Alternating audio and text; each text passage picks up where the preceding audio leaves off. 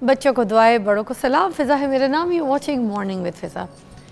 नाज़रीन, पानी जो है ना वो बहुत कीमती चीज़ है जो अल्लाह ताला ने हमें नेमत के तौर पे दी है, मगर हमें जो दस्तयाब है ना हम इसे बहुत बुरी तरीके से ज़ाया कर देते हैं।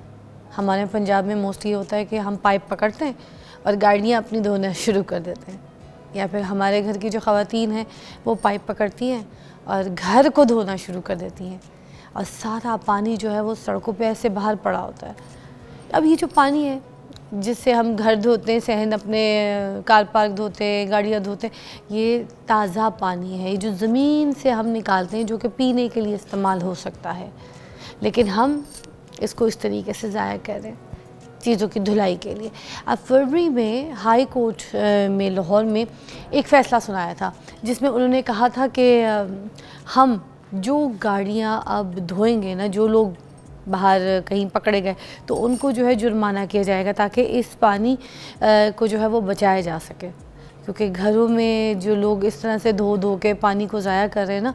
इसके अलावा जो सर्विस स्टेशंस हैं जहाँ पे गाड़ी धोई जाती हैं वहाँ पर एक रीसाइक्लिंग प्लांट है, उसको लगाना बहुत ज़रूरी है। एक छोटा सा प्लांट होता है जो कि 5 से 6 लाख रुपए का होता है, वो उनके लिए लाजमी करार किया गया और उनको डेडलाइन भी दी गई कि जब ये सर्विस स्टेशंस अगर नहीं लगाए जाएंगे, किसी भी ऐसे सर्विस स्टेशन में जहाँ पे ये प्लांट नहीं होगा उनको सील कर दिया जाएगा।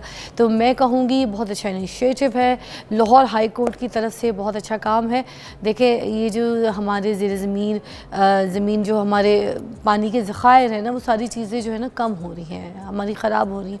तो मुझे लगता है ये अच्छा काम है, अच्छा फ़ैसला है। और ये जो सारा एक सिस्टम है जो लाहौर हाई कोर्ट ने जो एक ऑर्डर किया है, इसको किस तरीके से इम्प्लीमेंट किया जाएगा, इसके ऊपर कौन सी ऐसी अथॉरिटीज़ हैं जिसको देखेंगी, कौन इसके ऊपर फ़ाइन करेगा, ठीक है, और क्या सज़ाएँ होंगी, क्या जुर्माने होंगे, इसके ऊपर बात करने के लिए हमने जिनको मदऊ किया है वो है दुर नायाब, हमारे सीनियर रिपोर्टर हैं हमारे सिटी नेटवर्क के 24 न्यूज़ के। तो आज हम इनसे बात करेंगे और इनसे पूछेंगे कि कौन कौन से जो कानून में चेंजेस आए हैं इस इशू को लेके, वो क्या है और कब से शुरू हुआ है। अस्सलाम वालेकुम दुर्रे, कैसी तबीयत है? तबीयत ठीक है?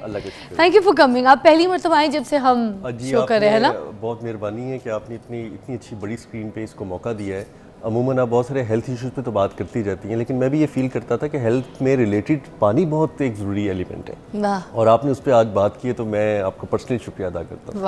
आपने नेशनल चैनल पे ये मौजूद उठाया। Thank you so much. तो मुझे बताएं पहले, सबसे पहले कि जो ऑर्डर बेसिकली जो हुआ है ये है क्या, इसमें कौन कौन सी चीज़ों को कवर किया गया है, कौन सी चीज़ों को पॉइंट आउट किया गया है? अच्छा, इसमें ऑनरेबल जो जज साहब है शाहिद करीम साहब, वो बहुत ज़्यादा टची हैं इस मामले में और वो इस तरह से इसको लेते हैं जैसे पानी जो है वो सिर्फ लाहौरियों की नहीं बल्कि उनकी एक बहुत ज़्यादा ज़रूरत है। वो इस चीज़ को फ़ील करते हैं कि अगर लाहौरिया पानी नहीं बचा रहे तो कम से कम उनको ही एक्शन लेना चाहिए, उनको समझना चाहिए, उनको समझाना चाहिए आगे लोगों को। और उन्होंने बहुत सारे इदारों को एजुकेट भी किया है, जो कि बहुत अच्छा स्टेप है। अब इसमें लाहौर शहर का स्टेटा ये है कि हर साल 3 फुट तक पानी नीचे जा रहा है तेज़ी के साथ। और अगर आप इसी तरह डाटा को उठाएं तो आपको याद होगा, आप भी लाहौर में रहती नहीं है, पानी 200-300 फुट पे निकल आता था, कोई इतनी बड़ी बात नहीं होती थी। आप बोर करते थे 200 फुट पे पानी मौजूद होता था, 150 से 200 फुट। विद इन ईयर ये 800 से 1000-1200 फुट पे जा चुका है, जो कि एक बहुत बड़ा ड्रास्टिक डिक्लाइन है पानी का। ये नहीं होना चाहिए। 200 फुट कहा और 2000 जी। तो अब आप कराची में भी रही होंगी, इस इंडस्ट्री में रहते हुए, आप इस्लामाबाद में रही हैं, वहाँ पे देखें क्या मसाइल हैं। अब लाहौर जो है वो तेज़ी के साथ उस तरफ जा रहा है। तो हाई कोर्ट की बड़ी सीरियस अंडरस्टैंडिंग है कि पानी ज़ाया करने पे तो कोई बिल्कुल ज़ीरो टॉलरेंस, गुंजाइश ही नहीं। उसके बाद आप लाहौर में वाटर एमरजेंसी लगाएं। उन्होंने इस चीज़ पे इंस्ट्रक्शंस वादिया दिए हैं कि खुद बैठ के इदारे सोचें।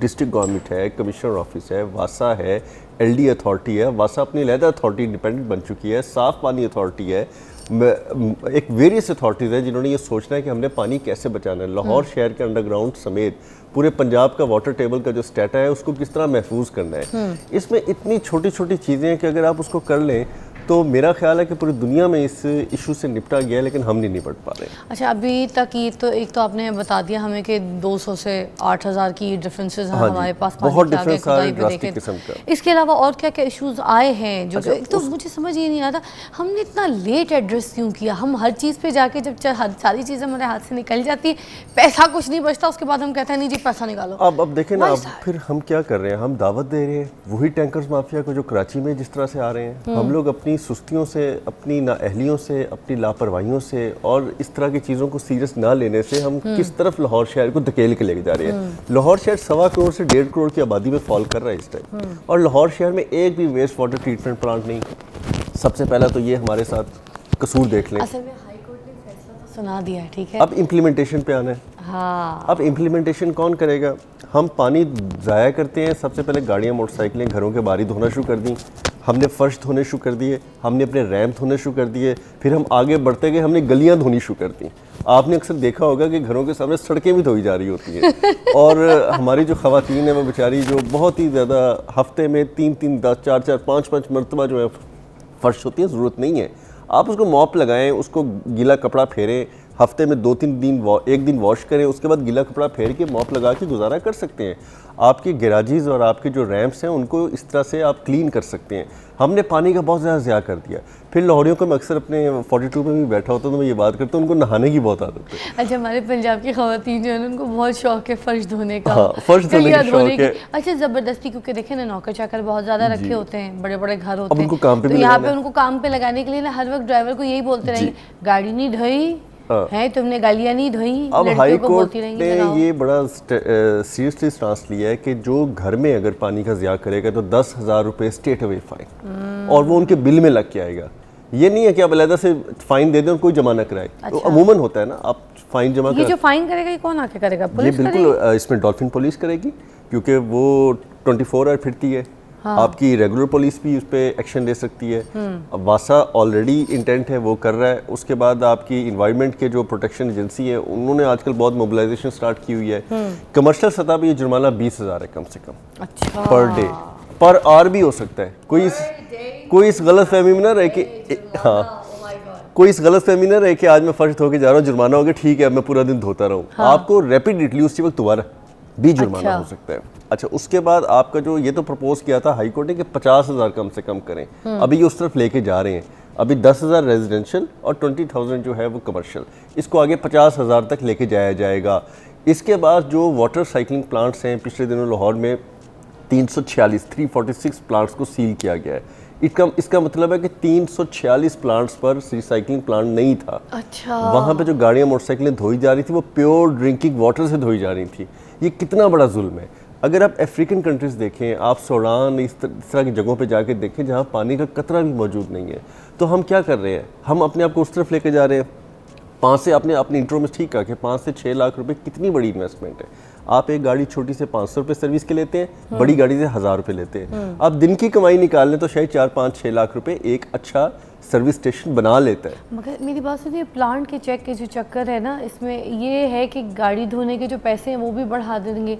मतलब अल्टीमेटली अगर देखा जाए तो शहरियों के ऊपर दबाव भी पड़ जाएगा ना। आप गाड़ी वॉश के लिए कहेंगे 2-2 हज़ार रुपये, 3-3 हज़ार रुपये, देन असल में लग्जरी है ना, ये लग्जरी है। इस लग्जरी पे अगर आप थोड़ा का कॉम्प्रोमाइज़ करना पड़े तो मेरा अपना एक ज़ाती पॉइंट ऑफ व्यू कर लेना चाहिए। अगर कोई बंदा गाड़ी अफोर्ड करता है, वो अच्छी गाड़ी रखता है, लग्जरी गाड़ी रखता है, अगर वो महीने में 1-2 दफ़ा धुलवा के 1,000, 1,200, 1,500 रुपये अफोर्ड कर लेगा तो कोई बड़ी बात नहीं है। बाकी पाकिस्तान में हर एक के पास G7 थोड़ी होती है, या आपको पता मर्सिडीज नहीं होती और है। आप तो खुद भी, मैं आपको देखता रहता हूँ कि आप ट्रैवल करती हैं दुनिया में, क्या दुनिया में ये अयाशियाँ हैं जो पाकिस्तान में है? नहीं। आप अच्छा ये कंपैरिजन करें।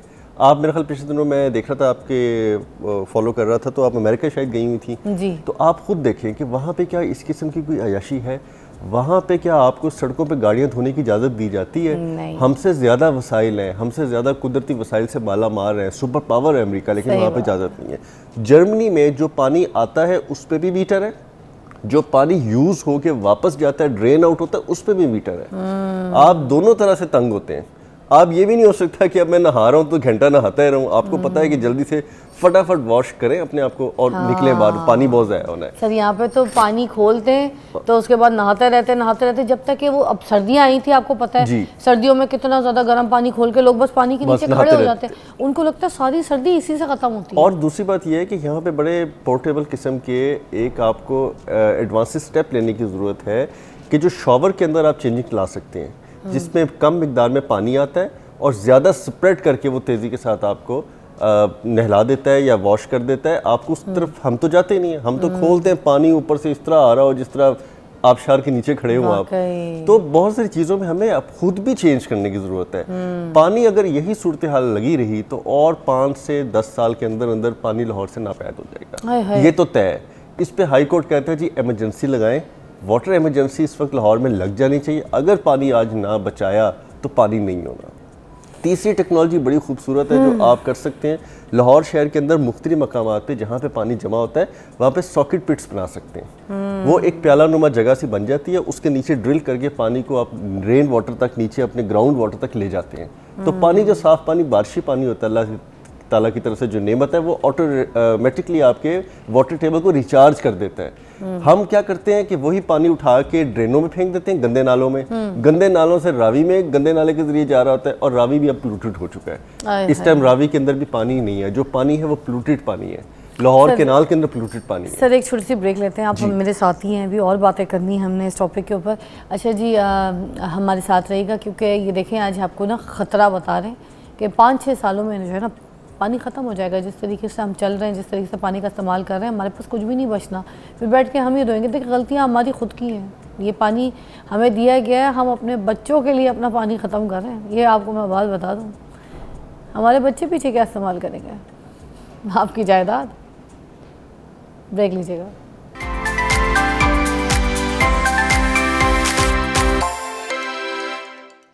आज हम पानी की किल्लत के ऊपर बात कर रहे हैं कि एक वक्त आएगा कि जब हमारे पास पानी बिल्कुल हमारे हाथ से चला जाएगा। ये वक्त दूर नहीं है जिस तरीके की हमारी हरकतें।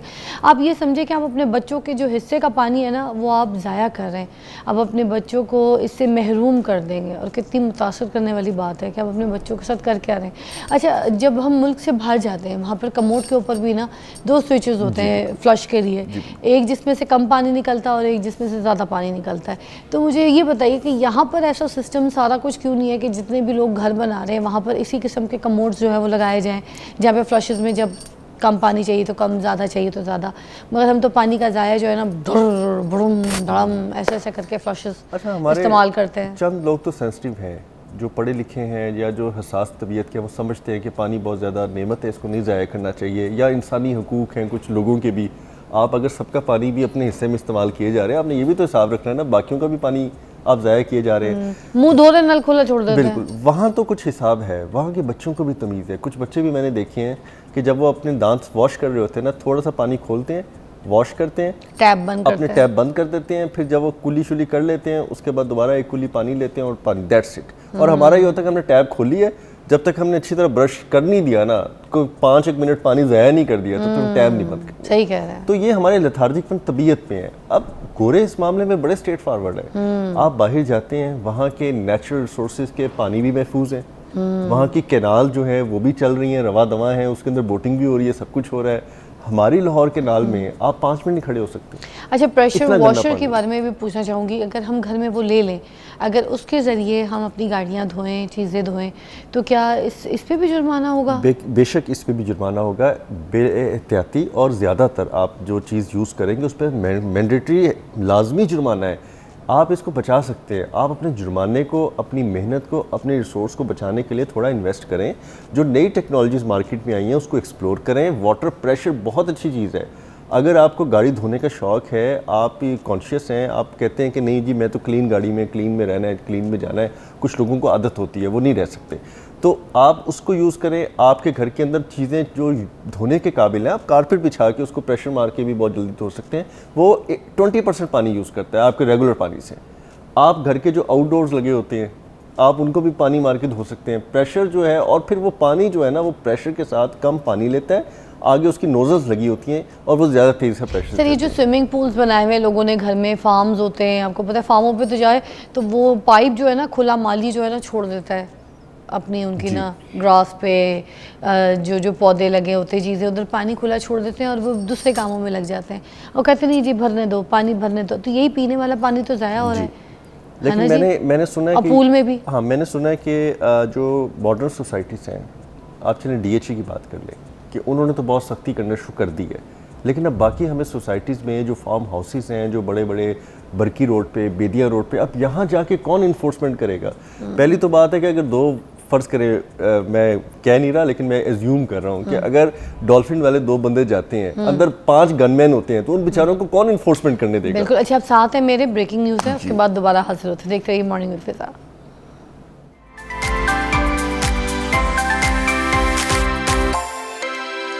अच्छा जी, वेलकम बैक। हम पानी के ऊपर बात कर रहे हैं। हमारे मेहमान जो है हमें आज बड़ा डरा भी रहे हैं और समझा भी रहे हैं। अच्छा, पानी के बारे में मैं ये पूछना चाहूँगी कि अभी अगर हम नहीं संभले, हम नहीं रुके, तो आपको क्या लगता है कि अब पानी की क्या सिचुएशन होगी? एक तो आप कह रहे हैं कि पानी ख़त्म हो जाएगा, मगर जैसे ये पानी हम पी रहे हैं मिनरल वाटर बॉटल में, आपको पता है इसकी कीमत क्या है, ठीक है ना?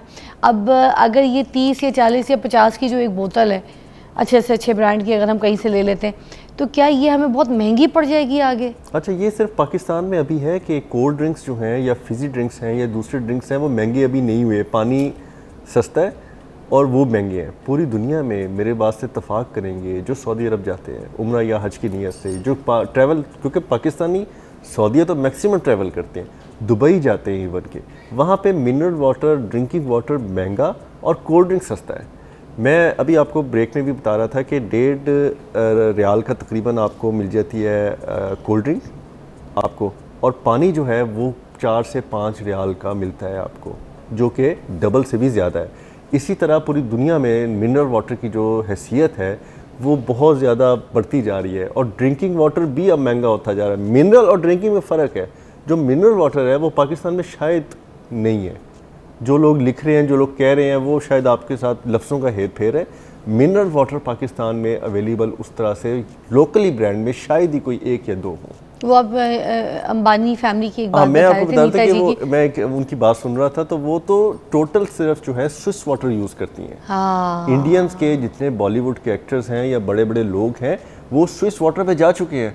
अब उससे हैरान कुन बात यह है कि हमारे पाकिस्तान में भी जो लोग अफोर्ड करते हैं वो पाकिस्तानी पानी से दूर जा चुके हैं। उनका पानी दुबई से आता है, उनका पानी सऊदीया से आता है। बहुत जो सेकंड ग्रेड पे आ जाते हैं उनका पानी गिलगित से आता है, उनका पानी चित्राल से आता है। अच्छा, ही कह रहे, मेरी बहन आती होती थी दुबई से, तो उनके कार्टन आते थे पानी की बोतलों के। हम कहते थे कि भाई यहाँ पे भी मिनरल मिलता है, कहती नहीं हमें सूट नहीं करता, हम तो लेके आएंगे। अच्छा, अब आपकी बॉडी में पानी की वजह से जो बीमारियां आती हैं, आपने वेरियस प्रोग्राम में आपके देखता रहता हूँ, आपने इस पर किए होंगे कि पानी की वजह से या बॉडी के अंदर जो चेंजिंग्स हो रही होती हैं, आपकी जो बॉडी पानी के वजह से पेट और दीगर किडनीज, लिवर, बेहतरीन जो और बड़ी सारी बीमारियों की तरफ जा रहा होता है। पानी बहुत लाजमी जुज़्व है। अगर वो प्योर नहीं है और आपकी बॉडी के अंदर जा रहा है तो आप बहुत मसाइल का शिकार हो रहे हैं। या अल्लाह। लाहौर शहर के अंदर आज भी अगर आप देख लें, आपको पूरी दुनिया, पूरे पाकिस्तान से ज़्यादा लाहौर शहर के अंदर हेपेटाइटिस के मरीज़ मिलेंगे, आपको जिगर की बीमारियों से मुब्तला मिलेंगे। ये इतने महंगे महंगे पानी ले रहे फिर भी ये बीमारियां, आप टेस्ट करवा लें, ये मिनरल वाटर तो नहीं है, ये क्लीन वाटर है। कितने लोग पी पाते हैं कि लाहौर शहर के अंदर आपका जहाँ पे सीवरेज और वाटर लाइन एक साथ मिल चुकी हैं, मिक्स हो रही हैं, लाहौरियों के जो घरों में पानी जा रहा है एट सोर्स एट डोर वो क्लीन नहीं है, उस पर बहुत काम करने की ज़रूरत है। फिर लाहौर शहर में तो अब जो सीवर लगाया जा रहा है, अब यहाँ ऑफिस से बाहर निकलें, फिरोजपुर रोड की तरफ जाएँ, रिंग रोड की तरफ, जितना सीवर लगाया जा रहा है आपको जान के हैरानी होगी, यहाँ कोई सीवर लाइन थी नहीं, यहाँ पे सीवरेज सिस्टम था ही नहीं, जो पहली दफ़ा लगाया जा रहा है। ठीक है, इस गवर्नमेंट को क्रेडिट जाता है बहुत सारी चीज़ों का। अंदरून शहर में आज भी ड्रेनेज सिस्टम नहीं है। आप गुजरती हैं तो नालियाँ साथ बह रही होती हैं, उसी के अंदर जो है ड्रेन वाटर जो है साथ साथ आपके चल रहा होता है, साथ आप चल रहे होते हैं। नाज़रीन, ये जो पानी है ये पानी प्योर नहीं है। ये जो हम पी रहे हैं, ये जो हेपेटाइटिस जैसी बीमारियां या जो और दूसरे इन्फेक्शन हमारी बॉडी को लग जाते हैं, वो सारे इस पानी की वजह से लगते हैं। इस पर तो टैग नहीं लगा, मैं आपको बता नहीं सकती कौन सा पानी है, मगर इसी तरीके की जितनी भी मिनरल वाटर बॉटल्स जो हम लोग ख़रीदते हैं, हमारे घरों में आती हैं, वो पानी हमारी सेहत के लिए मुज़र है, वो हमारी सेहत के लिए अच्छा कोई नहीं। जिस तरह से हमारे प्रोग्राम में आपको भी पता चला कि अंबानी फैमिली हो गई, दूसरे जो लोग यहाँ पे अफोर्ड कर सकते हैं, वो सारे स्विस वाटर पे या फिर दुबई के या सऊदीया के पानी में चले गए। अच्छा, वो मिनरल वाटर क्लीन वाटर है, ठीक है, ये क्लीन है मगर मिनरल नहीं है, ठीक है। मिनरल में ये होता है पानी के वो उसके अंदर मिनरल्स होते हैं, उसके अंदर वाइटामिन्स होते हैं, ये वो वाटर नहीं है, ठीक है। जो आपकी बॉडी की नीड होती है, आपकी ज़िंदगी में आपके अंदर वो मिनरल्स जाने चाहिए जिनकी ज़रूरत होती है, वो ये पानी नहीं है। तो ये पानी बस पानी को बचा के रखें। आखिरी में एक छोटी सी बात ज़रूर करना चाहूँगी, कराची की जो हालात हैं, जब मैं कराची छोड़ के आ रही थी लाहौर, क्योंकि मैं कराची वाली हूँ, वहाँ पे तो टैंकरों का ज़माना था, अभी भी वही सिस्टम है।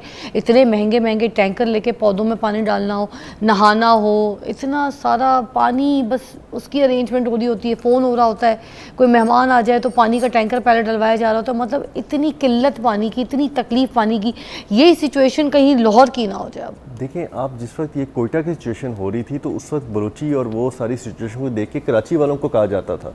अब वो कराची कोयटा तकरीबन बन गया। अब कराची के बाद हम पंजाब वालों से लोगों को इंटीमेट कर रहे हैं कि ये ना करें।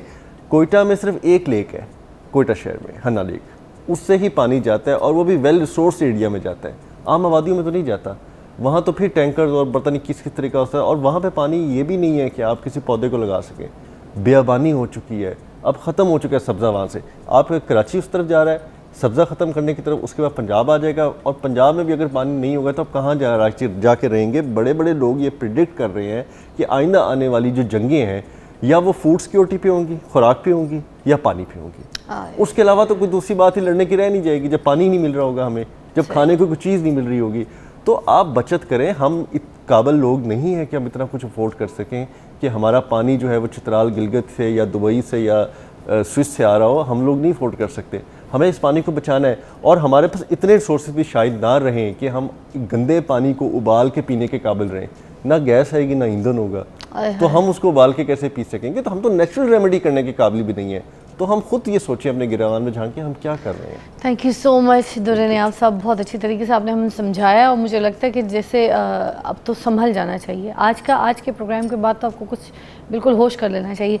देखिए, बंजर ज़मीन है, बिल्कुल सूख चुकी है हमारी ज़मीन, उसको पानी चाहिए, ठीक है। पानी का इस्तेमाल सही तरीके से जो हमारी नस्लें उनको करें। अब आगे जो जंगें होंगी ना आने वाली, वो पानी की वजह से होंगी। बंदा ब्रश कर रहा है तो पानी का टैप जो है वो खुला छोड़ दिया है, बंदा कमोड यूज़ कर रहा है तो फ्लश जो है हैवी वाला छोड़ दिया, 2-3 फ्लशेस हो रहे हैं, ठीक है। गाड़ी की कार पार्किंग जो है वो रोज़ के रोज़ धुलाई जा रही है, बस अपने नौकरों को किसी काम के चक्कर में लगाने के लिए छतें धुलाई जा रही हैं, ठीक है। माली जो है वो पानी जो है खेतों में खुला छोड़ देता है, ठीक है। फार्म लोगों ने बनाए हुए, वहाँ पे जाके पानी का ज़ाया। बच्चों के लिए जो है ना वो स्विमिंग पूल जैसे टब्स जो हैं वो इस्तेमाल किए जाते हैं घर में। अगर स्विमिंग पूल नहीं है तो उसके अंदर जो है ना वो पानी भर भर के ना रोज़ इस्तेमाल किया जाता है, पर रोज़ फेंका जाता। और ये कंपटीशन होता है, हमारे घर में बड़ा पूल है, हमारे घर में उससे बड़ा पूल है, ठीक है। यार प्लीज़ ना करें, अपने और अपने बच्चों के लिए पानी को बचाइए, सेव कीजिए। ये एक एक कतरा बचाएंगे तो आपकी लाइफ सेफ रहेगी। Up to you, take a break.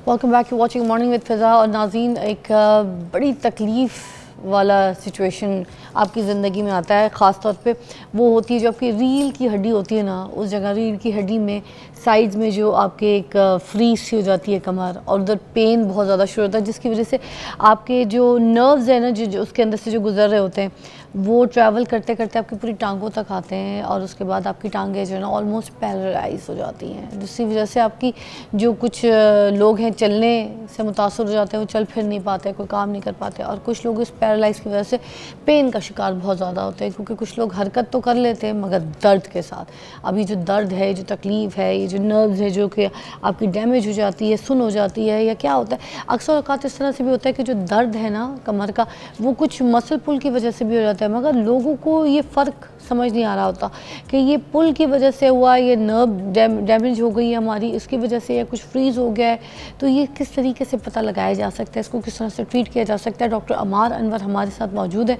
जो कि न्यूरो सर्जन हैं और बड़े फेमस हैं आजकल ऑन सोशल मीडिया। हमने ख़ास इनको मधु किया था कि आप इनकी ज़बानी जो है ना समझ सकें कि हम इसको किस तरीके से ट्रीट करेंगे और हम किस तरीके से इसको डायग्नोस कर सकते हैं कि ये कौन सी हमें तकलीफ़ है, क्या सिचुएशन है हमारे साथ। अस्सलाम वालेकुम doctor Amar, how are you? वालेकुम सलाम, अल्हम्दुलिल्लाह, I am fine, you tell please. Thank you for your time. Thank you for inviting me on the show. देखिए, सोशल मीडिया पे तो आप बहुत अच्छा काम कर रहे हैं, हमें तो इसी तरह के लोग चाहिए होते हैं जो इनिशिएटिव लेते हैं, जो पहल करते हैं और लोगों की मदद के लिए भी काम करते हैं। बात ये होती है कि हर चीज़ पैसा रुपया नहीं होती, हर चीज़ रहनुमाई भी होती है। किसी की मदद करना है, किसी की रहनुमाई के लिए अगर कोई काम करना है, थोड़ा सा अगर आप हिलजुल के अपना एक अच्छा फोकस किसी को अटेंशन दे देंगे तो मुझे लगता है आपके अल्लाह ताला बहुत से रास्ते खोल देता है। एग्जैक्टली मैं इसीलिए सोशल मीडिया पे आया था। मेरे एक पेशेंट ने ही मुझे कुछ वीडियोस दिखाई थी, उसने कहा डॉक्टर साहब आप इतना अच्छा you are very very good surgeon, लेकिन लोगों को पता होना चाहिए कि बीमारी को किस तरह से मैनेज करना है। क्वैकरी को फाइट करने के लिए मैंने कहा कि आगाही दें, क्योंकि जहालत को आप आगाही से फाइट कर सकते हैं। Yes, that's what. अच्छा, रीढ़ की जो हड्डी है उसमें अमूमन जो दर्द होता है उसकी वजूहात क्या क्या होती है? देखें, उसको फर्स्ट ऑफ ऑल ये डिफाइन करने की ज़रूरत है कि दर्द हो क्यों रहा है, बीमारी को डायग्नोस करने की ज़रूरत है। क्योंकि जो आपको दर्द होता है, pain is a warning sign. ये समझें कि जो दर्द होता है ये धुआं होता है और धुआं वहीं पे उठता है जहाँ पे आग लगी होती है। आपने देखना होता है कि आग क्यों लगी है। यू हैव टू डिफाइन के आपको ये पेन हो क्यों रहा है। इसकी 4 ब्रॉड कैटेगरीज हैं जो रीढ़ की हड्डी के दर्द की वजह से होती हैं, जो कि टांगों में जाता है। पहले नंबर पे डीजनरेटिव होती है कि उस पर डिस्क ख़राब हो रही है या मोरे ख़राब हो रहे हैं। दूसरे नंबर पे इन्फेक्शस होती है। इन्फेक्शस का मतलब ये कि वहाँ पे कोई इन्फेक्शन का अमल चल रहा है, कोई जहर पड़ गए या कोई जरासीम आ गए, जिसमें पॉट्स डिजीज़ या टीबी मोस्ट कॉमन है। उसके अलावा ट्रॉमेटिक होती है कि किसी को चोट लगी है। अभी रिसेंटली मैंने एक केस ऑपरेट किया, गुजरात का पेशेंट था, उसका एक्सीडेंट हुआ, उसने जाके जो था लोकल डॉक्टर को चेक करा, डॉक्टर साहब ने एक्सरे करके बताया कि पसली टूटी है, इलाज करते रहे। He was absolutely fine for 2 weeks. 2 हफ्ते बाद उससे बेड से उठा नहीं गया, उसके पेशाब और पखाने का कंट्रोल लॉस हुआ। उसने मेरे से रब्ता किया, डायग्नोस किया तो उसकी डॉर्सल स्पाइन पे, थोरेसिक स्पाइन पे फ्रैक्चर था, उसको ऑपरेट किया है और अब बेहतर हो रहा है। और जो लास्ट इस पे रीज़न होता है वो होता है कैंसर कि मैलिग्नेंसी। आपने इन 4 चीज़ों को पहले डायग्नोस करना है, फिर आपने इलाज शुरू करना है। प्रॉब्लम हमारे पास ये होता है कि हम बीमारी की तशखीस नहीं करते, हम अलामत का इलाज शुरू सर, ये करते जो हैं। डायग्नोस्ट है फिर ये किस तरह किया जाएगा? वैसे आपने जो हमें अभी बताई हैं बीमारियाँ तो सारी मुश्किल है और बड़ी आम आदमी को कैसे पता चलेगा कि मैंने फिजियोथेरेपिस्ट के पास जाना है, न्यूरोसर्जन के पास जाना है या किसी कैंसर के डॉक्टर के पास जाना है? Very simple. आपको अगर तो इनिशियल 2 हफ्ते इलाज के बाद बेहतरी नहीं आ रही तो आप न्यूरोसर्जन से मशवरा करें। उसने आगे डायग्नोस करना है कि आपका आगे इलाज क्या करना है। खुद से आप इलाज नहीं कर सकते। 2 हफ्ते आप दवाई खा के देख लें, नहीं आपको फ़र्क पड़ा तो फिर आप आगे चेक कराएं। अच्छा, क्या रीढ़ की हड्डी का जो दर्द का इलाज है वो सिर्फ न्यूरो के पास ही होता है, जो परमानेंट इलाज होता है? Coming back to original point, depend करता है कि उसको रीढ़ की हड्डी का दर्द हो क्यों रहा है। क्या ये डीजनरेटिव चीज़ की वजह से है, क्या डिस्क का मसला है या इस तरह का है।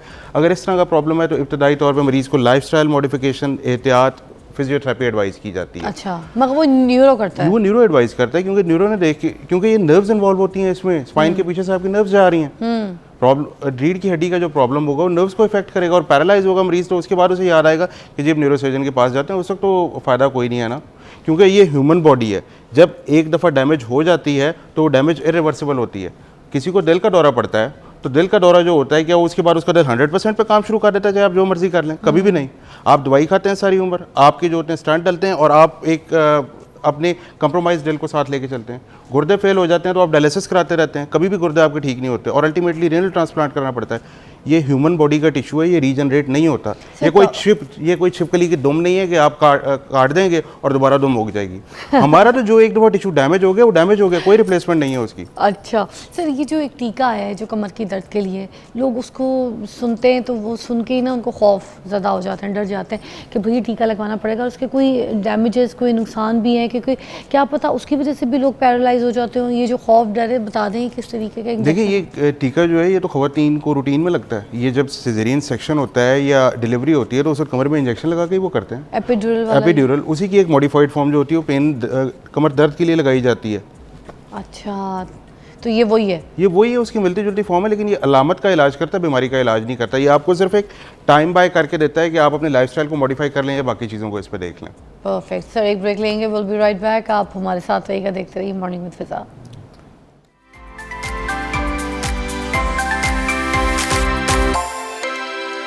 Welcome back to watching morning with Fiza. हमारे पास न्यूरो सर्जन हैं डॉक्टर अमार, और हमें बता रहे हैं कि रीढ़ की हड्डी का किस तरीके से ख्याल किया जा सकता है। अच्छा, लेटेस्ट प्रोसीजर्स हमें बता दीजिएगा, कौन कौन सी ऐसी ट्रीटमेंट हैं, कौन सी ऐसी सर्जरीज हैं जो की जा रही हैं, और कोई लेटेस्ट अगर है तो। It depends on the disease कि बीमारी की क्या कंडीशन है। अगर तो पेशेंट को सिर्फ पेन है तो उस पर रेडियो फ्रिक्वेंसी एब्लेशन की जा सकती है, जिसमें एक जदीद तरीन जो ट्रीटमेंट है उस पर इलेक्ट्रोड्स के ज़रिए हम पेन को ख़त्म कर देते हैं। मिनिमली इन्वेसिव है, छोटे से उस पर एक पेन के सुराख के ज़रिए की जाती है और पेशेंट बड़ी जल्दी उस पर रिकवरी होती है, लॉन्ग टर्म रिलीफ होता है। उसके अलावा जो है इस पे अगर आपको शैटका की तकलीफ़ है और टांग में दर्द जा रहा है, पाँव सुन हो रहा है, पेशाब पखाने पे कंट्रोल लॉस हो रहा है, ये कंडीशंस आ रही हैं पेशेंट को, तो इस पे की होल एंडोस्कोपिक स्पाइन सर्जरी की जाती है जो मिनिमली इन्वेसिव है, छोटे से कट के साथ की जाती है और उसके बड़े ज़बरदस्त रिजल्ट्स हैं। अच्छा। और सेफ़ है, उस पर बड़ा कट भी नहीं लगता, पेशेंट की जल्दी रिकवरी हो जाती है। इसके अलावा जो है अब बेसिकली जो आजकल के दौर में जितने भी प्रोसीजर्स हैं, पहले बड़े बड़े कट लगते थे, लोग महीनों बेड से नहीं उठ पाते थे, उनको मजीद मसाइल रहते थे और कभी भी ठीक नहीं होते थे। वो प्रोसीजर अब रिप्लेस हो गए एंडोस्कोप के ज़रिए, छोटे छोटे कट उस पर लगते हैं, कैमरे के ज़रिए ऑपरेट किया जाता है, अर्ली मोबिलाइजेशन होती है। इसके अलावा जो होता है इस वक्त हमारी सर्जरीज़ के अंदर AI का रोल है कि पहले हम उसको प्लानिंग करते हैं, अपनी नेविगेशन के अंदर डालते हैं और वहीं से जो होता है बहुत प्रिसीजन उस पर होती है सर्जरी पे, तो बहुत अच्छे रिजल्ट्स हैं। गैजेट्स आ चुके हैं जिस पर अल्ट्रासोनिक मशीन्स हैं, उस पर हार्मोनिक कटर्स हैं जो कि बोन को और बाकी जगहों को नुकसान नहीं पहुंचाते और पेशेंट को कोई ज़्यादा डेफिसिट नहीं होता, और ये सारी चीज़ें अवेलेबल हैं। अच्छा, जो लोग नॉर्मल लाइफ अपनी गुजार रहे होते हैं, आपको पता है आजकल सोशल मीडिया का दौर है, AI का दौर है, बिजनेस से लेके शॉपिंग से लेके सारा काम, एंटरटेनमेंट से लेके सब कुछ आपके मोबाइल और आपके लैपटॉप पे आ गई है, ठीक है ना। तो अब हर बंदा जो है ना वो सोफ़ों की ऐसी कंडीशन में बैठा हुआ होता है, कोई यूँ बैठा होता है, कोई अजीब कंडीशन में काम कर रहा होता है, ठीक है। तो ये जो बॉडी टेक्सचर है आपका, ये भी आपको समटाइम्स डिस्टर्ब करता है, आपकी बॉडी में पेन रहता है, कमर में दर्द रहता है, चलने फिरने में आपको तकलीफ़ रहती है। तो ऐसी सिचुएशन को हैंडल करने के लिए हम क्या कर सकते हैं? आपने जो पॉइंट रेज़ किया है, आजकल के दौर में जो स्पाइन डिजीज़ हैं उनकी सबसे बड़ी कॉज ये वाली वजह है। इस पे प्रॉब्लम ये होता है कि लोग घंटों बैठे रहते हैं एक पोस्चर पे। Humans were not suppose to sit for this long. अगर आपकी प्रोलॉन्ग सिटिंग का इस पे है कि आपकी जॉब नेचर ऐसी है कि आपने ज़्यादा देर बैठना है, तो हर आधे घंटे के बाद 5 मिनट के लिए वॉक कर लें, ब्रेक लें, अपनी बॉडी को स्ट्रेच करें थोड़ा सा। उससे ये होगा कि आपके मसल्स थोड़े से रिलैक्स देर के लिए, जैसे मेरा ये 2 घंटे का शो होता है, ठीक है, बिल्कुल ठीक तो मैं हर कितनी देर के बाद उठ जाया करूँ? आधा घंटे के बाद, एटलीस्ट हाफ एन आवर के बाद आप 5 मिनट्स के लिए मोबाइल रहें, थोड़ा सा वॉक करें। अच्छा। उस पर ये होगा कि आप जो होगा आपके लिए चीज़ें ईजी रहेंगी, आपके मसल के बैक के मसल्स जो होंगे ईजी होंगे। दूसरी चीज़ जो कि आपने करनी है जब आप वॉक कर रहे हो, अगर वॉक नहीं भी कर सकते तो खड़े होकर सिर्फ ये वाली मूवमेंट करें पाँव की। ये देखें कि मैं पाँव को ऊपर नीचे कर रहा हूँ। उससे ये होता है कि आपके ना जो मसल्स होते हैं वो एक्टिवेट होते हैं, बैक तक के ऊपर तक लेके जाते हैं और स्पैज्म को रिलीव करते हैं। अच्छा। ये तीसरी चीज़ ये कि घुटना पूरा फोल्ड करना है। यस, ये देखें ऐसे ऐसे, लाइक दिस, और फिर लाइक दिस, ये मूवमेंट। अच्छा, फिर ऊपर से भी ऐसे करना, ऊपर से भी ऐसे करना, लाइक दिस। पहले ये और फिर ये 2 different set of muscle activate हो रहे हैं और ये आपकी पूरी, आपने नोट किया होगा, आपकी लेग के ऊपर बैक तक सेंसेशन जा रही है, पीछे से भी स्ट्रेच आ रही है। हाँ, ये इसीलिए होता है। सर और भी कोई 1-2 ऐसे स्टेप्स बता दें जरा। वाओ, इफेक्टिव है ना। दिस इज ये होता है जो आपने इस पे इजीली करना होता है। नेक्स्ट जो चीज़ आप इस पे कर सकते हैं जो कि आपके लिए बहुत ज़्यादा इजी है, वो ये कर सकते हैं सर, ये कितने स्टेप्स करने थे ये वाले? जितने आप इजीली कर सकते हैं। आप बैठे बैठे भी कर सकते हैं ये। अच्छा, इसके लिए खड़ा होना जरूरी इसी तरह स्ट्रेच यहाँ पे भी पड़ेगा? उस पर स्ट्रेच थोड़ा डिफरेंट होगा, लेकिन ये बैठे बैठे भी कर सकते हैं। और कोई ऐसी एक्सरसाइजेज जो जरूरी है आपको? एटलीस्ट रोज आधा घंटा वॉक करें, ट्रेडमिल करें, ये सारे काम आधा घंटा, 24 घंटे में से सिर्फ आधा घंटा अपने लिए निकाल लेना, तो आपको कभी किसी सर्जन के पास जाने की जरूरत नहीं पड़ेगी। अच्छा। और सर ये जो सोफे पे बैठने वाला पोस्चर है, वो जैसे कुछ लोग हम ऐसे बैठ के टीवी भी देखते हैं, is not recommended at all, is not recommended. मैं भी अगर सोफे पे ज्यादा बैठ जाऊं, मेरी अपनी कमर में दर्द शुरू हो जाता है। अच्छा सर, इस तरह भी बैठे रहने से जो आप लोग कहते हैं ना कि सीधा बैठो, कमर की हड्डी को सीधा रख, सर मुझे तो इसमें भी बड़ी आप मुझे देखिए मैं कैसे बैठा हुआ हूँ। मैंने इस वक्त अपनी बैक को सपोर्ट किया हुआ, बिल्कुल स्ट्रेट बैठा हूँ मैं। अच्छा, सपोर्ट लेके मैं सपोर्ट लेके बैठा हूँ, मैं बिल्कुल स्ट्रेट बैठा हूँ, क्योंकि आप लोगों का जो पोस्चर होता है वो इंपॉर्टेंट होता है। आप अगर ऐसे करके बैठेंगे या ऐसे करके बैठेंगे तो आपकी बैक ने खराब होना। अच्छा, इस तरह पूरी पीछे से बैक पे सपोर्ट ले ली, then no issue. Yes, no issue.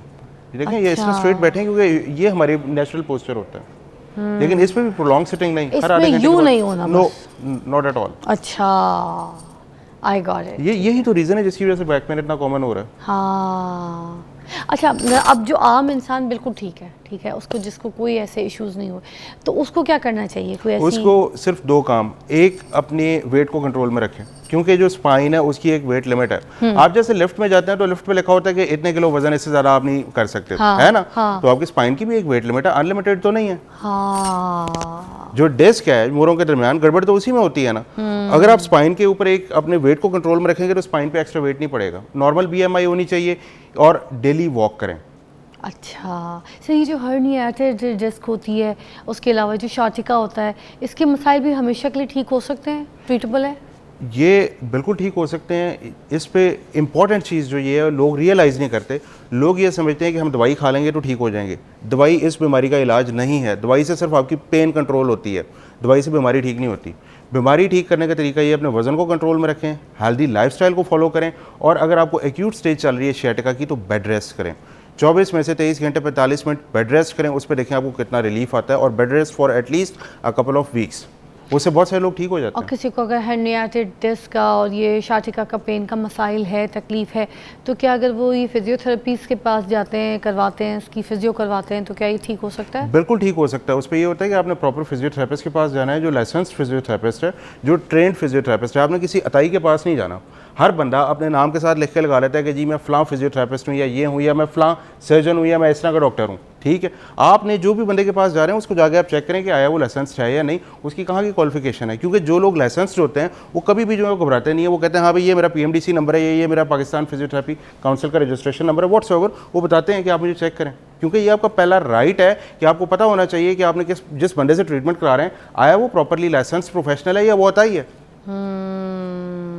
और सर ये एक्सरसाइज वगैरह के बारे में भी बता दीजिए। लोग जो जिम जाना छोड़ देते हैं, या जाते हैं या जाते ही नहीं है, तो उनके लिए कितना इम्पोर्टेंट है ये, कमर के पेन वगैरह के लिए और बाकी अपनी हेल्थ के लिए कितना इम्पोर्टेंट है? देखिए, अगर humans were not suppose to live a sedentary lifestyle, ठीक है, आपके अगर इस वक्त सेडेंटरी लाइफस्टाइल हो गया है तो आपको रोज़ कम से कम आधा घंटा अपने लिए निकालना होगा। नहीं तो फिर ये होगा कि डाउन द रोड 40 या 50 साल की उम्र में फिर आप अस्पतालों के चक्कर लगाते रहेंगे और आपने ठीक भी नहीं होना और आपकी क्वालिटी ऑफ लाइफ ख़राब होगी। अगर अभी आप थोड़ी सी मेहनत कर लेंगे, रोज़ जिम कर लेंगे सिर्फ आधा घंटा, या वॉक कर लेंगे, या आप कोई फिजिकल एक्टिविटी रखेंगे, कोई स्पोर्ट्स रखेंगे, तो आपको डाउन द रोड प्रॉब्लम नहीं होगा। सर ये रीढ़ की हड्डी का जो मसाइल होते हैं, ये मारूसी भी होते हैं? कोई इनहेरिटेड प्रॉब्लम्स होती हैं? जी बिल्कुल होते हैं। ये स्कोलियोसिस की बीमारी होती है जो कुछ लोगों में होती है। एंकाइलोजिंग स्पॉन्डिलाइटिस होता है जो कि मोरूसी होता है, लेकिन ये बहुत रेयर होता है। अच्छा, एंड में कुछ मैसेज देना चाहेंगे तो प्लीज़ गो अहेड। एंड में मोहरों के मरीज़ों के लिए ज़रूरी है कि हमेशा लाइसेंस प्रोफेशनल के पास जाएं, अताइयों के पास मत जाएं। और अगर आपको एक इलाज से आराम नहीं मिल रहा तो उस पर सेकंड ओपिनियन ले लें। सेकंड ओपिनियन लेने में हर्ज कोई नहीं है, क्योंकि एंड पे मजदूरी आप लोगों ने भुगतनी होती है, बाकी किसी ने नहीं भुगतनी होती।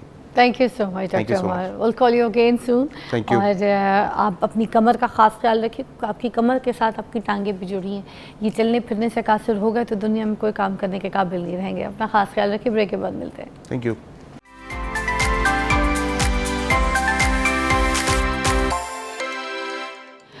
Okay, welcome back, you watching morning with Fiza. नाज़रीन, मरियम मंजूर डर्मेटोलॉजिस्ट जो हैं उनको हमने आज मधु किया। यहाँ पर एक नई ट्रीटमेंट जो है वो चल रही है। लोग पहले सिर्फ वाइटनिंग इंजेक्शन की तरफ जाते थे, उनको ये पता था कि हमने ये लगवाने, इसमें वाइटामिन्स होते हैं, आपकी बॉडी के लिए भी ज़रूरी होते हैं। इसके अंदर ऐसे चीज़ें, ऐसे वाइटामिन्स हैं जिससे एकदम से आपके चेहरे पे ग्लो आता है और आपके बोन्स वगैरह के लिए भी बड़ा अच्छा होता है। उसके अंदर ऐसे ऐसे वाइटामिन्स होते हैं। ये इसके अलावा ये एक नई चीज़ जो है जिसके बारे में अभी बहुत ज़्यादा धूम मची हुई है, तो मैंने कहा कि ख़ास तौर पे हम इनको मधु करें मरियम से, और मरियम से जाने के इसमें क्या से चाहिए कि लोग जो पागल हो रहे हैं, काइली जेनिफर से लेके पाकिस्तान के सेलिब्रिटीज़ से लेके सारे जितने अफोर्ड करने वाले हजरात हैं वो इसको लगवा रही हैं। और ख़ास तौर पे इसमें वो एंटी एजिंग जो है ना, इसमें चीज़ें भी बहुत अच्छी तरीके से पाई जाती हैं।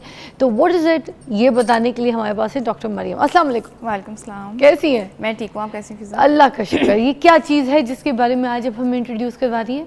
अच्छा, जैसे फिज़ा आपको पता है कि एंटी एजिंग ट्रीटमेंट्स पे बहुत ज़्यादा रिसर्च हो रही है और जैसे ग्लूटाथियोन भी एक एंटीऑक्सीडेंट है और बॉडी में भी पाया जाता है एक मुनासिब मिकदार में, ठीक है। इसी तरह NAD थेरेपी भी आजकल बहुत कॉमन हो गई है और इसको बहुत लोग करवा रहे हैं, ठीक है। और ये भी एक बेसिकली एंटी एजिंग ही ट्रीटमेंट है। ये आज मैंने करवानी थी लाइव, बल्कि मगर हमें क्योंकि पता एंड में चला, तो अब मैं एक प्रॉपर एक और शो करूँगी जिसमें मैं लाइव लगाऊंगी। और इनमें क्या है कि आधा घंटे का कोई टाइम पीरियड होता है जिसमें ड्रिप लगती है स्लो, तो ये शो चलता रहेगा, ड्रिप चलती रहेगी साथ साथ, और आपको पता चल जाएगा कि किसके, क्योंकि ये कह रही है कि एक इंजेक्शन के बाद ही आपको पता चल जाता है फ़ौरन कि आपकी लाइफ में कितना चेंज आया, आपकी पूरी हेल्थ में कितना चेंज आया। ऐसे ही? यस, ऐसे ही है बिल्कुल। तो ये कितने की है ट्रीटमेंट? अच्छा, ये कॉस्टली ट्रीटमेंट है। अच्छा। डिफरेंट क्लिनिक्स डिफरेंट प्राइसेस पे इसको देते हैं, प्लस इसमें डोज का भी फ़र्क होता है कि आपको किस डोज पे क्या लगाई जा रही है, ठीक है। और ये दोनों तरह से लगती है, डाइल्यूट करके लगती है? हाँ, ये ड्रिप में लगती है। यूजुअली IV थेरेपी पाकिस्तान में अवेलेबल है और बाहर में जो है वो सबक्यूटेनियस यानी जिल्द के अंदर पेट में भी इसका इंजेक्शन लगाया जाता है, लेकिन वो यहाँ पे इतना कॉमन नहीं है, अभी अवेलेबल नहीं है। पेट में किस लिए? पेट में जैसे इंसुलिन लगाते हैं उसी तरह इसको लगाते हैं। अच्छा, ठीक है। और लेकिन यहाँ पे ड्रिप की फॉर्म में ही लग रही है अभी। ठीक है। अब ये एक जो ड्रिप है इसके अंदर क्या क्या चीज़ें हैं, ऐसी क्या क्या चीज़ें जो ज़रूरी है इंसान की बॉडी के लिए? अच्छा देखो, इसके अंदर जो है इसका नाम है NAD थेरेपी या NAD प्लस थेरेपी, दोनों ही सेम है, ठीक है। और ये जो है निकोटाइनामाइड एडेनिन डाइन्यूक्लियोटाइड है, ठीक है। ये हमारे सेल के अंदर मौजूद होता है, हर सेल में होता है और सेल की फंक्शनिंग को इम्प्रूव करता है। तो हेड टू टो ये आपके बॉडी के जो है ना वो आपकी क्वालिटी ऑफ लाइफ को इम्प्रूव कर देता है, ठीक है। अगर हम बात करें न्यूरो मस्कुलर में तो आपके मसल्स के और जो क्रॉनिक पेन डिसऑर्डर्स हैं उनमें हेल्प करता है, ठीक है। फिर आपके ब्रेन फॉग या जो मेंटल क्लियरिटी होती है इसको बहुत हेल्प करता है। आप ये जो क्रॉनिक फिटीग होती है, जब थके थके रहते हैं, हर वक्त थके हैं, चाहे आप जिम भी करें लेकिन स्टेमिना बूस्ट नहीं हो रहा, वजन कम नहीं हो रहा, वेट लॉस में बहुत हेल्प करती है बिकॉज आपका बेसल मेटाबॉलिक रेट बढ़ा देती है, जिसकी वजह से क्या होता है कि एनर्जी ज़्यादा प्रोड्यूस होती है बॉडी में और ज़्यादा सेल एक्टिवेट होते हैं, तो वो फैट मेटाबॉलिज्म को भी हेल्प आउट करते हैं, ठीक है। और आपका स्टेमिना प्लस बढ़ता है, आप एक्सरसाइज मजीद कर सकते हैं, एनर्जी फील करते हैं, तो आप कोई भी काम ज़्यादा कर सकते हैं, ठीक है। और फिर जो स्किन के हवाले से हम बात करेंगे तो स्किन में क्या करता है, ये एंटी एजिंग है, reverse the clock like treatment है। बहुत यूथफुल स्किन हो जाती है, मॉइस्चराइज हो जाती है, जो ड्राई स्किन के इश्यूज़ हैं वो बहुत बेहतर हो जाते हैं। और इसके अलावा रिंकल्स वगैरह पे भी बहुत हेल्प करता है। आपको पता है औरत हो या मर्द हो, एक एज आती है 45, 50, उसके बाद कोलेजन जो है वो बनना बिल्कुल ख़त्म हो जाता है, आपकी बॉडी से कोलेजन गिर रहा होता है, स्लो डाउन हो रही थी आपकी एज भी, एजिंग की वजह से बहुत सारे ऐसे मसाइल का शिकार होती हैं आवाम। तो मुझे बताइए कि ये वाला इंजेक्शन जो है ये कोलेजन भी बूस्ट करेगा? यस, बिल्कुल हेल्प करता है बिकॉज ये सेलुलर लेवल पे काम करता है। तो आपको पता है ना कि प्यूबर्टी से पहले तक आपकी वर्टिकल ग्रोथ होती है और बाद में आपकी हॉरिजॉन्टली ग्रोथ होती है, ठीक है। सो ये आपकी जो नए सेल्स बनाने की कैपेसिटी है उनको बढ़ाता है, जिसकी वजह से आप टर्नओवर फील करते हैं कि आपके अंदर एक एनर्जी आई है, यूथफुलनेस आई है, आपका स्टेमिना बहुत बढ़ जाता है। इवन नेक्स्ट 24 आवर्स में आपकी स्लीप बहुत बेहतर हो जाती है, जो बहुत ज़्यादा लोग थक जाते हैं और सो नहीं पा रहे होते हैं, बॉडी टोन बहुत ज़्यादा हो जाती है, इसमें बहुत हेल्प करता है आपको। ये नेट थेरेपी मर्द हजरात भी करवा सकते हैं? यस, ये मेल फीमेल दोनों करवा सकते हैं और 30+ आप इसको बड़े आराम से सेफली करवा सकते हैं, ठीक है। इसमें कुछ प्रिकॉशंस आपको रखने होते हैं कि कैंसर हिस्ट्री ना हो आपकी, ठीक है। और नंबर 2 आपके LFTs और RFTs वो नॉर्मल हों, तो आप ज़रूर किसी डॉक्टर की प्रेजेंस में करवाएं और वो आपके कुछ टेस्ट भी डेफिनेटली करवाएंगे, आपकी प्रोफाइल आपकी हिस्ट्री चेक करेंगे। एक और चीज़ है, डॉक्टर्स के पास जाओ तो लोग मोस्टली ये चेक नहीं करते कि आपके जो है ना LFTs RF ऑल दैट, ये चेक नहीं करते, ये आपको लिख के तो दे देते, करवाए हुए, अच्छा ठीक है, ठीक थे, ओके ठीक है, तो वाइटनिंग इंजेक्शन लगवाना तो फ़ौरन लगवा लेंगे। अब ये वाला भी एक इंजेक्शन आ गया, अगर किसी का रिपोर्ट ही चेक ना किया जाए, किसी का टेस्ट ही ना किया जाए और वो पेशेंट आए बस उसको लगा दिया जाए, तो फिर इज दैट ओके? अच्छा देखो, ये इट्स पाकिस्तान में ऐसा कोई ट्रेंड नहीं है, मुल्क से बाहर लगाने जाए तो वो पहले कहता है टेस्ट ला के दे, देन यू कैन कम। मैं वैसे ऐसे ही करती हूँ, ठीक है। इट्स एथिकल कि आप हमेशा पहले टेस्ट चेक करें, पेशेंट की बात पे ना जाएं, क्योंकि वो समटाइम्स लगाने की चक्कर में जो है आपको कहते हैं कि बाईपास करते हैं कि हमने टेस्ट करवाए हुए हैं।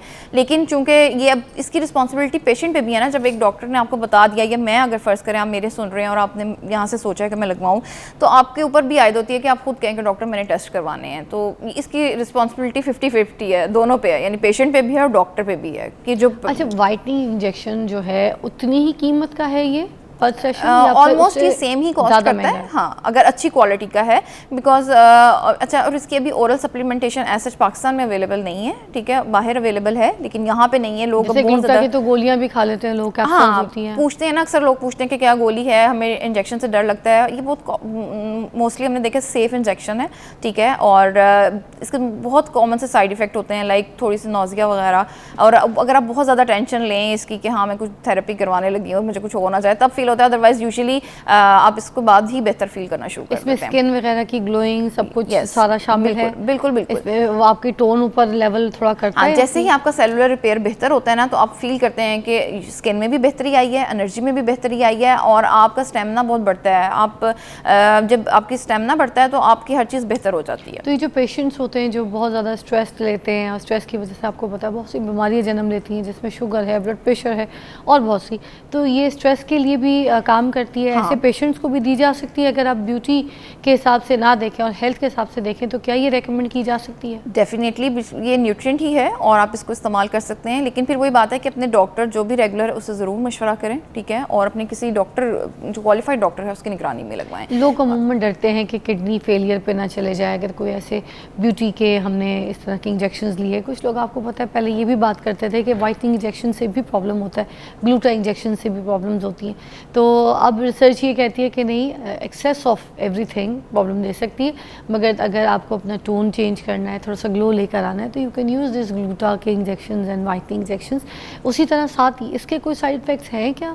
अच्छा, इसके साइड इफ़ेक्ट्स एज सच नहीं है, थोड़ा सा नौजिया की फीलिंग या आपको इसी तरह डिजनेस या वो हो सकती है, लेकिन आफ्टर दैट ये यूजुअली आपके बॉडी के फंक्शंस को बेहतर करने के लिए है। तो एक सर्टेन डोज पे और अपने डॉक्टर की उसमें आप करेंगे तो डेफिनेटली आपको कोई इश्यूज़ नहीं ना होंगे, ठीक है। अगर आप अनलिमिटेड या अननेसेसरी लगवाई जाएंगे और फिर डेफिनेटली आपको excess of everything is bad. ग्लूटा भी तब तकलीफ दे सकता है जब आप उसको एक्सेस ज़्यादा लगाएं, या फिर जो जितना टाइम आपको खाए उस टाइम से पहले लगा लें, बिल्कुल, तो आपको रिएक्शंस और जो है ना आपकी बॉडी में प्रॉब्लम्स, इश्यूज जो है वो दे सकता है। अच्छा, उसी तरह सॉरी मैं आपकी बात काटूं फिजा, वो जो आपने किडनी की बात की कि लोगों को अक्सर ये वहम होता है या डर भी लगता है, उसमें सबसे पहले ये ज़रूरी है ना कि आप अपने टेस्ट करवा के लाएं, किसी अच्छी लैब से अपने टेस्ट करवाएं, ताकि पता चले कि आपके रीनल स्टेटस पहले से ख़राब तो नहीं है, बिकॉज ये तो आपकी हर सेल के लेवल को फंक्शन को बढ़ा रहा है, ठीक है, ये तो सिर्फ जस्ट आपकी फंक्शनिंग को इम्प्रूव कर रहा है, ठीक है। अगर वो पहले से ख़राब है तो वो हमें पहले ही देखना होगा, इससे नहीं वर्स होगा।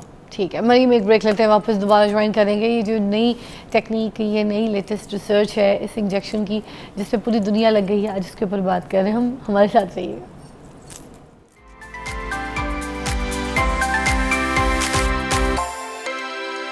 पता चला है कि बहुत इंपॉर्टेंट है आपकी ज़िंदगी में, स्ट्रेस लेवल को भी, आपकी जो है ना फटीग को भी ठीक करता है, आपके अंदर ऐसे वाइटामिन्स मिनरल्स जो है वो दे देता है, और आप बहुत फ्रेश फील करते हैं। जो थके थके होते हैं, आप परेशान हो रहे होते हैं, तो ये जैसी नेट्स का इंजेक्शन आप लगाते हैं तो उसके बाद आप बिल्कुल जवान जवान फील करते हैं। एंटी एजिंग भी है इसके अंदर। अच्छा, ये हेयर फॉल वगैरह जो है ये भी इसके लिए भी काम करता है, क्योंकि कुछ सप्लीमेंट्स ऐसे मिनरल्स वाइटामिन जो हैं इससे आपको बॉडी में जा रहे होते हैं, तो जो हेयर फॉल इशूज़ है वो भी ठीक हो जाता है क्या? ये केराटिनोसाइट के फंक्शन को, स्किन के जो सेल्स हैं उनके फंक्शन को बेहतर करता है, तो हेयर भी आपका स्किन का ही एक पार्ट होता है, तो उसमें डेफिनेटली ओवरऑल सारी ही स्किन आपकी बेहतर हो जाती है। अच्छा, नेट्स का जो अगर सेशन लेना है, ठीक है, तो वो कितने कितने टाइम के बाद ले सकते हैं? अच्छा, यूजुअली ये होता है कि एक तो ये भी डिपेंड करता है कि आप किस पर्पज़ के लिए लेना चाह रहे हैं, ठीक है। सिर्फ स्टेमिना या एनर्जी है इसके लिए लेना चाह रहे हैं तो 2 से 3 सेशंस काफ़ी होते हैं, ठीक है। अगर जैसे है पोस्ट ट्रॉमेटिक स्ट्रेस डिसऑर्डर, जो PTSD होते हैं, ट्रॉमा से निकलना है, क्रॉनिक पेन डिसऑर्डर्स हैं, इग्रेन है, या वेट लॉस करना चाह रहे हैं और नहीं हो रहा, ठीक है, तो उसमें हेल्प लेना चाहते हैं तो डेफिनेटली हमें उसको ज़्यादा सेशंस की रिक्वायरमेंट होती है। वेट भी कम होता है? हाँ, बिकॉज आपके सेल के फंक्शन को बढ़ाता है ना, तो जब जैसे ही आपका सेल ज़्यादा वर्क करेगा तो फैट बर्निंग भी ज़्यादा हो जाती है, तो देखा गया कि वेट लॉस में भी ये हेल्प करता है आपको। बेसल मेटाबॉलिक रेट बॉडी को बढ़ा देते हैं ना, जब वो बढ़ता है तो आपकी एनर्जी प्रोडक्शन ज़्यादा होती है, जब हीट निकलती है तो आपकी बॉडी में चीज़ें टूटती हैं, तो वो एनर्जी प्रोवाइड करती हैं, तो ऑटोमेटिकली आपका जो स्टोरेज है वो कम होना शुरू हो जाता है बॉडी का। जैसे आज के लोग बहुत सारा कुछ सोच रहे होते हैं, इरादा कर रहे होते हैं, मगर बॉडी में हिम्मत नहीं होती, लथार्जिक हो जाते हैं, उस पर भी काम करेगा? सबसे ज़्यादा इसी के लिए तो काम करता है कि आपको एनर्जी, और आप देखते हैं कि आपको स्टेमिना, आपका मूड बहुत बेहतर हो जाता है, कि आपका दिल करता है आप जाके कुछ करें, हाँ, ठीक है, कि वो जो लोग थोड़ी सी मोटिवेशन भी मिलती है आपको कि हाँ, आपका बॉडी मतलब बेहतर होता है, तो आप जाके डबल जो है ना परफॉर्मेंस कर सकते हैं। लाइक मसल मास में भी हेल्प करता है, वर्कआउट में बहुत हेल्प करता है इस तरह से।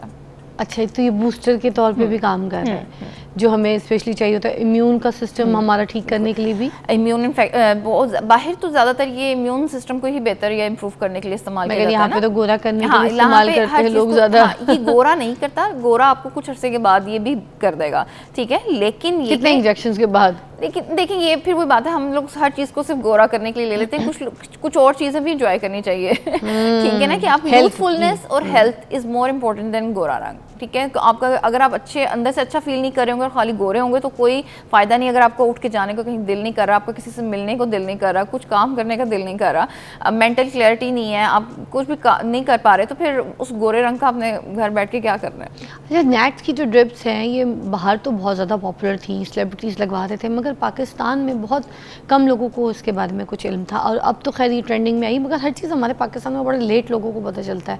तो इसकी जो रिसर्च है, इसकी जो कामयाबी है, वो किस मुल्क से ज़्यादा पॉपुलैरिटी हासिल करके यहाँ तक पहुँची है? जी, ओवरऑल बाहर सभी जगह लग रहा है, ज़्यादातर यूएसए में, ठीक है, और रिसर्च तो ओवरऑल वर्ल्ड में इस पे हो रही है और बहुत अरसे से हो रही है, ठीक है। सिर्फ एक क्वेश्चन है कि आपने कैंसर अगर है आपको या आपको प्रीडिस्पोजिशन है तो ठीक है, उसमें आपने इस्तेमाल नहीं करना, ठीक है। बाकी ये जो मोस्टली आप इसको बड़े सेफली आप इस ट्रीटमेंट को ले सकते हैं। किसी कोई स्किन डिजीज़ हो तो भी लगा सकते हैं? वो बिल्कुल बेहतरी करता है, स्किन को बहुत स्किन को बल्कि अच्छा बेहतरी की तरफ से करता है ना, तो उसमें हेल्प करता है। और प्रेगनेंसी वाले टाइम पे लगा सकते हैं? ब्रेस्ट फीडिंग क्योंकि ये देखें ना बूस्ट कर रहा है, तो क्या प्रेग्नेंट औरत भी लगा सकती है? नहीं, प्रेगनेंसी में हम कहते हैं कि अनलेस आपको डॉक्टर ने रिकमेंड ना किया हो तो कोई ट्रीटमेंट नहीं बट आप तो कह रही हैं ना इसमें साइड इफेक्ट कोई नहीं है, तो विटामिन्स वाला है। लेकिन देखिए आप प्रेगनेंसी में आयरन और कैल्शियम लें, हमारे यहाँ सारी औरतें आयरन और कैल्शियम में डेफिशिएंट है, विटामिन डी में, तो आप वो बेसिक पूरा करें और आफ्टर जो प्रेगनेंसी है आप इसको ले सकते हैं अपनी बॉडी को बेहतर करने के लिए, लेकिन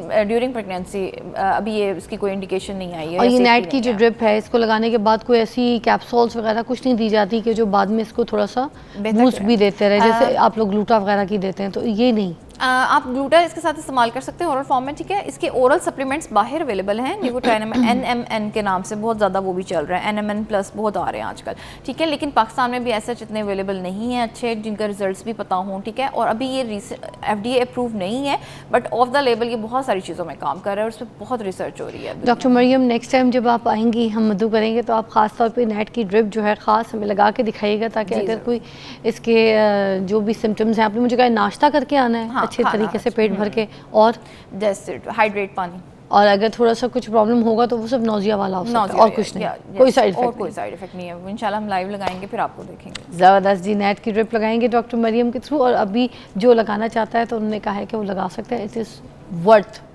यू नो, बट अपने डॉक्टर से पूछ के, अपने डॉक्टर मेरे पास भी आ सकते हैं, वैसे भी किसी भी क्वालिफाइड डर्मेटोलॉजिस्ट के पास जाके आप लोग आ सकते हैं। ज़बरदस्त doctor Mariyam, thank you so much. एक ब्रेक के बाद मिलते हैं आपको।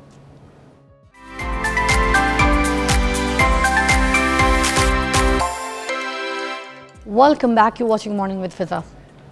नाज़रीन, ICC विमेंस क्वालिफायर की जो 6 क्रिकेट टीम की जो खिलाड़ी हैं वो शाही मेहमान बन गई हैं।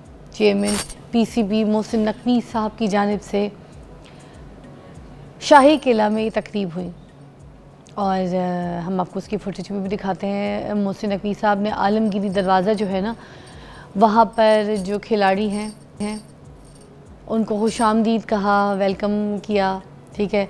और उन्होंने कहा कि पाकिस्तान एक पुरअमन और महफूज तरीन जो है ना मुल्क है, और क्रिकेट से मोहब्बत करने वाला जो है, प्यार करने वाला मुल्क है। और जो मेहमान थे उनकी शाही तवाज़ु भी की गई है।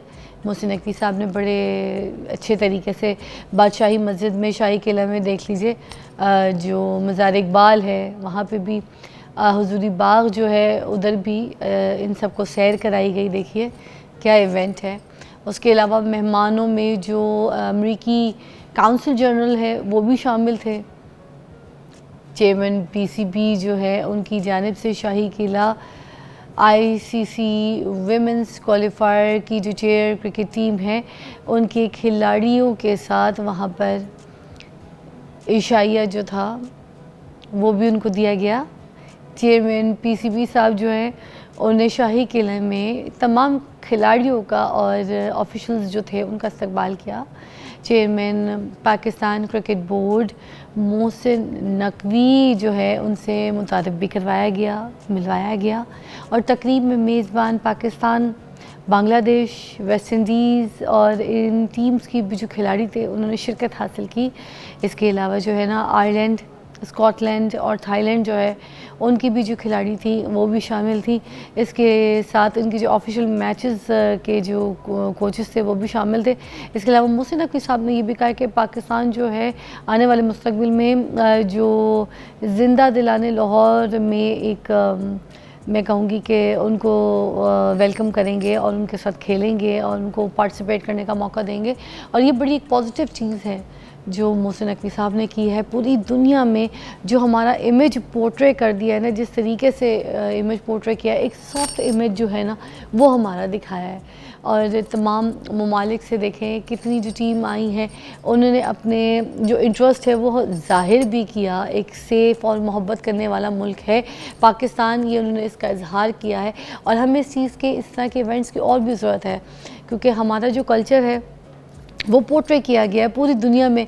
जिस जगह पे मुनक्किद किया गया ये शाही किले के अंदर, देखें ना कितना खूबसूरती से हमारी इस कल्चर, हमारी इस ट्रेडिशन को दिखाया गया। ये देखें फ्लूट बजा रहे हैं, ये ड्रामा थिएटर हो रहा है वहाँ पे, इस तरह से उनको ये सब कुछ दिखाया गया, एंटरटेन किया गया।